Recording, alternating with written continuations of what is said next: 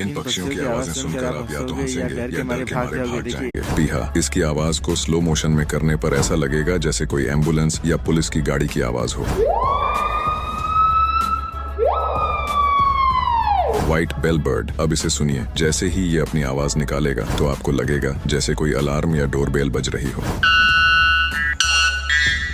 Laughing Kookaburra. जब ये अपनी आवाज निकालता है तो ऐसा लगता है कि जैसे जंगल में कोई चुड़ैल जोर जोर से हंस रही हो।